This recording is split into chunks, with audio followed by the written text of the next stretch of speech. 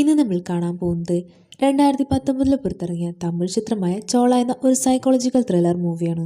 കഥയിലെ കേന്ദ്ര കഥാപാത്രമായ ജാനകി തമിഴ്നാട്ടിലെ ഒരു മലയോര ഗ്രാമത്താണ് താമസിക്കുന്നത്. ഒരു സ്കൂൾ വിദ്യാർത്ഥിയായ ജാനകിക്ക് നഗരം കാണാൻ വലിയ ആഗ്രഹമായിരുന്നു. ഒരു ദിവസം ജാനകിയും അവളുടെ കാമുകനും കൂടെ ക്ലാസ് കട്ട് ചെയ്ത് നഗരത്തിലേക്ക് ഒരു യാത്ര പോകാൻ തീരുമാനിക്കുന്നു. ആ യാത്രയാണെങ്കിലോ അവളുടെ ജീവിതം തന്നെ മാറ്റിമറിക്കുകയാണ്. അതെന്തൊക്കെയാണെന്ന് നമുക്ക് വഴിയേ അറിയാം. അവർ യാത്ര പോകുന്നത് കാമുകന്റെ മുതലാളിയുടെ ജീപ്പിലാണ്. അയാളും കൂടെ വരുന്ന കാര്യം ജാനകിക്ക് അറിയില്ലായിരുന്നു. കൂടാതെ അയാളുടെ നോട്ടവും സംസാരവും ഒന്നും തന്നെ ജാനകിക്ക് അത്ര പിടിക്കുന്നുണ്ടായിരുന്നില്ല. എന്നാലും കാമുകൻ അവളെ എങ്ങനെയൊക്കെയോ പറഞ്ഞ് സമ്മതിപ്പിച്ച് ജീപ്പിൽ കയറ്റുകയാണ്. പക്ഷെ അവളുടെ പിണക്കം അപ്പോഴും അവളുടെ മുഖത്തുണ്ടായിരുന്നു. അങ്ങനെ അവർ പോകുന്ന വഴി ഫുഡ് കഴിക്കാൻ ഒരു തട്ടുകടയിൽ നിർത്തുന്നു. വണ്ടിയിൽ നിന്നും ഇറങ്ങുന്ന സമയത്തും കാമുകൻ അവളെ സമാധാനിപ്പിക്കാൻ ശ്രമിക്കുന്നുണ്ടെങ്കിലും അപ്പോഴും അവൾ ദേഷ്യത്തിൽ തന്നെ ആയിരുന്നു. അങ്ങനെ അവർ ഫുഡൊക്കെ കഴിച്ച് ജീപ്പിൽ കയറി വീണ്ടും യാത്ര തുടരുന്നു. പോകുന്ന വഴി കാമുകൻ ഒരുപാട് തമാശകളൊക്കെ പറഞ്ഞ് അവളെ ചിരിപ്പിക്കാൻ ശ്രമിക്കുന്നുണ്ട്. അങ്ങനെ ഏകദേശം അവൾ ഓക്കെ ആകുന്നു. അങ്ങനെ 3 മണിക്കൂർ നീണ്ട യാത്രയ്ക്ക് ശേഷം അവർ സിറ്റിയിലെത്തുന്നു. ആ സമയത്ത് ആദ്യമായി സിറ്റി കാണുന്നതിന്റെ എക്സൈറ്റ്മെന്റ് ജാനകിയുടെ മുഖത്തുണ്ടായിരുന്നു. ജാനകി യൂണിഫോമിൽ വന്നതുകൊണ്ട് തന്നെ അവളുടെ ഡ്രസ്സെല്ലാം മാറാൻ വേണ്ടി അവർ ഒരു ടെക്സ്റ്റൈൽസിലേക്ക് കയറുന്നു. എന്നിട്ട് അവൻ അവൾക്ക് പുതിയ ഡ്രസ്സെല്ലാം വാങ്ങി നൽകുന്നു. അതെല്ലാം വിട്ട് അവർ പുറത്തേക്ക് ഇറങ്ങുന്ന സമയത്ത് ആശാൻ കൂടെയില്ലായിരുന്നു. അതിന്റെ സന്തോഷം അവളുടെ മുഖത്തുണ്ടായിരുന്നു. അങ്ങനെ ജാനു തന്റെ കാമുകനൊപ്പം സ്ട്രീറ്റ് ഫുഡൊക്കെ കഴിക്കുകയാണ്. ശേഷം അവർ നേരെ പോകുന്നത് ബീച്ചിലേക്കാണ്. പോകുവാനായി ഇറങ്ങുന്ന സമയത്ത് ഒരാൾ അവരെ ഫോളോ ചെയ്യുന്നത് അവരുടെ ശ്രദ്ധയിൽപ്പെടുന്നു. അയാളുടെ നോട്ടം അത്ര ശരിയല്ലെന്ന് തോന്നിയ കാമുകൻ തന്റെ ആശാനെ വിളിച്ച് കാര്യം പറയുന്നു. അവര് പോകുന്ന വഴി അയാളും അവർ ഫോളോ ചെയ്ത് വരുന്നുണ്ടായിരുന്നു. ആ സമയത്ത് കുറച്ച് പോലീസുകാർ ബീച്ചിലേക്ക് നടന്നു വരുന്നുണ്ടായിരുന്നു. ആ ഗ്യാപ്പിൽ അവർ അവിടെ നിന്നും രക്ഷപ്പെടുന്നു. അപ്പോഴേക്കും ആശാനും അവിടേക്ക് എത്തിയിരുന്നു. അങ്ങനെ അവർ ജീപ്പിൽ കയറി തിരിച്ച് നാട്ടിലേക്ക് പോവുകയാണ്. ജാനുവിന്റെ അമ്മ ജോലിക്ക് പോകുന്നത് കൊണ്ട് തന്നെ സ്കൂളിൽ പോവുകയാണെന്ന് പറഞ്ഞാണ് ജാനു കാമുകനൊപ്പം സിറ്റി കാണാനായിട്ട് വന്നത്. അമ്മ ജോലി കഴിഞ്ഞ് വീട്ടിലെത്തും മുന്നേ ജാനുവിനെ കൊണ്ടുവിടാമെന്ന് കാമുകൻ അവൾക്ക് ഉറപ്പ് നൽകിയിരുന്നു. എന്നാൽ അവരുടെ കണക്കുകൂടലെല്ലാം തെറ്റി നേരം ഒരുപാട് വൈകി പോയിരുന്നു. ഇനി സന്ധ്യയ്ക്ക് മുമ്പ് വീട്ടിലെത്താൻ കഴിയില്ല. അതേസമയം കാമുകൻ ഒരു കോൾ വരുന്നു. ജാനുവിന്റെ നാട്ടിൽ ആകെ പ്രശ്നമായെന്നുള്ള കാര്യം അവന്റെ ഫ്രണ്ട് അവനെ വിളിച്ചു പറയുന്നു. അവള് പോയ കാര്യം അവളുടെ അമ്മ അറിഞ്ഞിരിക്കുന്നു.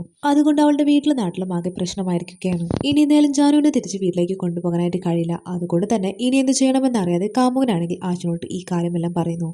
നാട്ടിലാകെ പ്രശ്നമായി ഇനി എന്ത് ചെയ്യണമെന്ന് ചോദിക്കുന്ന സമയത്ത് ആശൻ ഇനി ഞാൻ പറയുന്നത് നിങ്ങൾ കേട്ടാൽ മതി.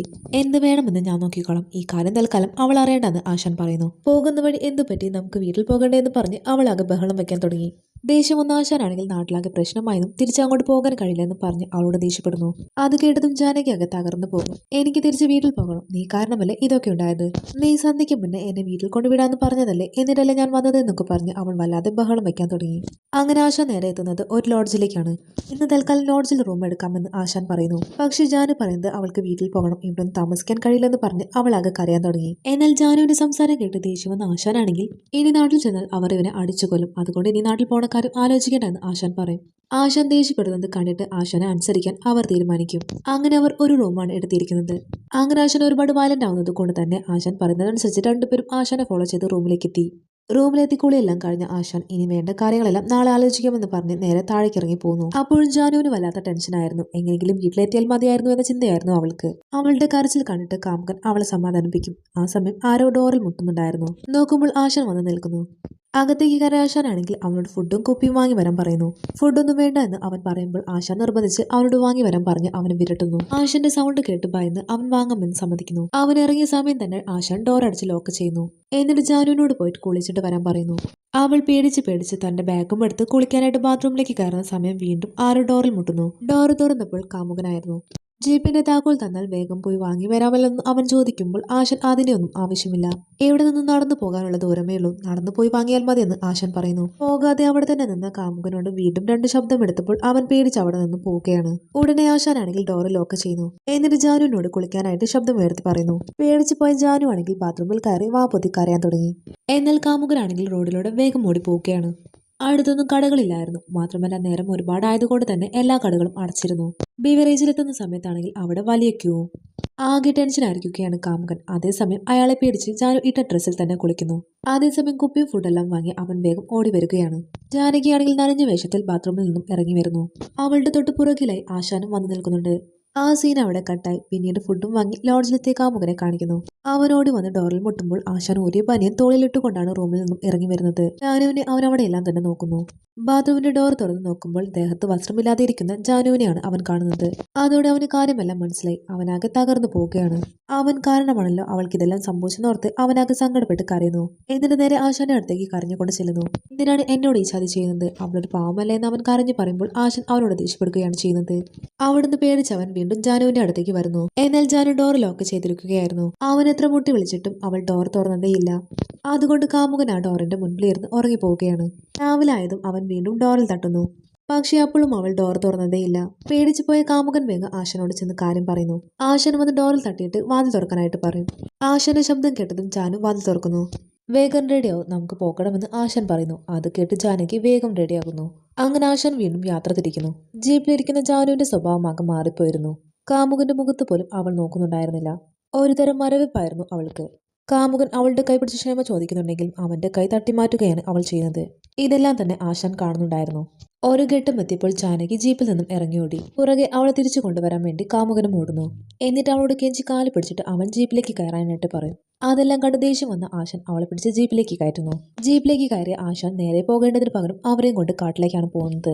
ഇതെവിടേക്ക് പോകുന്നത് ആശാനെ? നമുക്ക് വീട്ടിലേക്ക് പോകാമെന്ന് കാമുകൻ പറയുമ്പോൾ ആശാൻ ഒന്നും മിണ്ടാതെ നേരെ ജീപ്പും കൊണ്ട് കാട്ടിലേക്കാണ് പോകുന്നത്. ഇതെല്ലാം കാണുന്ന കാമുകനാണെങ്കിൽ വല്ലാതെ പേടിയാവാൻ തുടങ്ങി. കാട്ടിലെത്തിയ ആശാനാണെങ്കിൽ ജീപ്പിൽ നിന്ന് പുറത്തേക്ക് ഇറങ്ങി നേരെ നടന്നു പോവുകയാണ്. ജാനു ആണെങ്കിൽ കാമുകനെ മൈൻഡ് ചെയ്യാതെ ആശാന്റെ പുറകെ നടന്നു പോകുന്നു. ഇവളെന്താ ഇങ്ങനെ ചെയ്യുന്നതെന്ന് അവന് മനസ്സിലാവുന്നുണ്ടായിരുന്നില്ല. പക്ഷെ അവനൊന്ന് തൊടുവാൻ പോലും അവൾ സമ്മതിക്കുന്നില്ല. അതിന്റെ പിന്നിലെ കാരണമെന്ന് പറയുന്നത് തമിഴ്നാട്ടിലെ സ്ത്രീകൾക്ക് അവരുടെ ശരീരത്തിൽ തൊട്ട പുരുഷൻ പിന്നീട് അവരുടെ ഭർത്താവായിരിക്കും. തന്റെ ദേഹത്ത് തൊട്ട പുരുഷൻ എന്ത് പറയുന്നു അതെല്ലാം അനുസരിച്ചിട്ടായിരിക്കും പിന്നീട് അവൾ ജീവിക്കുന്നത്. അതുകൊണ്ടാണ് ആശാന് പിന്നാലെ ജാനുവും പോകുന്നത്. നീ എന്തിനെങ്ങനെ ചെയ്യുന്നതെന്ന് കാമുകൻ ചോദിക്കുമ്പോഴും അതൊന്നും കേൾക്കാതെ അവൾ അയാളുടെ കൂടെ പോവുകയാണ്. നീ അയാളുടെ കൂടെ പോയി കഴിഞ്ഞാൽ അയാൾ നിന്നെ കൊല്ലുമെന്ന് അവൻ പുറകെ പോയി പറയുമ്പോഴും ജാനകി അതൊന്നും കേൾക്കാതെ ആശാന്റെ പുറകെ തന്നെ പോകുന്നു. എന്നാൽ ആശാനാണെങ്കിൽ അവളെ പിടിച്ച് വെള്ളത്തിലേക്ക് ഇറക്കുകയും അവളുമായി ഒരുപാട് നേരം എൻജോയ് ചെയ്യുകയും ചെയ്യുന്നു. മാത്രമല്ല ആശാൻ അവളെ വെള്ളച്ചാട്ടത്തിന്റെ അടുത്തേക്ക് കൊണ്ടുപോയിട്ട് അവളുമായി ഫിസിക്കൽ റിലേഷനിൽ ഏർപ്പെടുകയും ചെയ്യാണ്. ഇതെല്ലാം മാറി നിന്ന് കാമുകൻ കാണുന്നുണ്ടായിരുന്നു. അവനാകെ തകർന്ന് അവിടെ ഇരുന്ന് പൊട്ടിക്കരയാണ്. അവൻ കാരണമാണല്ലോ അവൾക്ക് ഇതെല്ലാം സംഭവിച്ചെന്നോർക്കുമ്പോൾ അവന് വല്ലാതെ സങ്കടം തോന്നുന്നു. എന്നാൽ അവൾക്ക് ആശാന്റെ മുൻപിൽ മുട്ടുമടക്കുന്ന ഒരു കാമുകനെ ആവശ്യമില്ലായിരുന്നു. തന്റെ ഇടമുള്ള ആശാന്റെ മുൻപിൽ അവൾ അഭയം തേടി. ജീപ്പിലുണ്ടായിരുന്ന കത്തിയെടുത്ത് വെള്ളത്തിൽ നിൽക്കുന്ന ആശാനെ അവൻ കുത്തി കൊന്നു കളയുകയാണ്. എന്നിട്ട് ജാനുവിന്റെ അടുത്തേക്ക് വന്നിട്ട് ഞാൻ അവനെ കൊന്നു എന്ന് പറഞ്ഞ് കരയുന്നു. ആശാനെ കൊന്ന സമാധാനത്തിലിരിക്കുകയാണ് കാമുകൻ. എന്നാൽ ജാനു ആണെങ്കിൽ മരിച്ചു കിടക്കുന്ന ആശാനെ കണ്ടിട്ട് സ്വന്തം ഭർത്താവ് മരിച്ചതുപോലെ അവളിരുന്ന് കരയുകയാണ്. ഉടനെ അവൾ മുഖം കഴിക്കൊണ്ടിരിക്കുന്ന കാമുകന്റെ അടുത്തേക്ക് ഒരു വലിയ കല്ലുമായി ചെന്നിട്ട് അവന്റെ തലക്കടിച്ച് അവനെ കൊന്നു കളയുന്നു. എന്തിനായിരിക്കും അവൾ അങ്ങനെ ചെയ്തതെന്ന് മനസ്സിലാവുന്നില്ല. ഒന്നുകിൽ അവളുടെ മനസ്സിൽ ആശാനെ അവൾ സ്വന്തം ഭർത്താവായി കണ്ടതുകൊണ്ടാവാം. സ്വന്തം ഭർത്താവിനെ കൊന്നവൻ എന്ന ചിന്തയിലായിരിക്കും അവൾ കാമുകനെ കൊന്നത്. അങ്ങനെ കാമുകനും ആശാനും മരിച്ചു പോയിരിക്കുന്നു. ഇനി ഇത് ചെയ്യണമെന്നറിയാതെ കാട്ടിൽ ഒറ്റയ്ക്കിരിക്കുന്ന ജാനകിയെ കാണിച്ചുകൊണ്ടാണ് ഈ ഒരു സിനിമ അവസാനിക്കുന്നത്.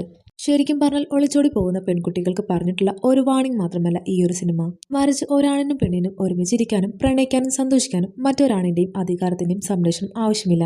എന്നും പെണ്ണിനെ അടിമത്തത്തിന്റെ പുരുഷ മേൽക്കോയ്മയുടെ ഉള്ളറയിലേക്ക് അറിഞ്ഞുകൊണ്ട് തള്ളിയിടുന്നത് വീട്ടുകാരടങ്ങുന്ന സമൂഹമാണെന്നും പറഞ്ഞു വെക്കുന്ന ഒരു സിനിമ മാത്രമാണിത്.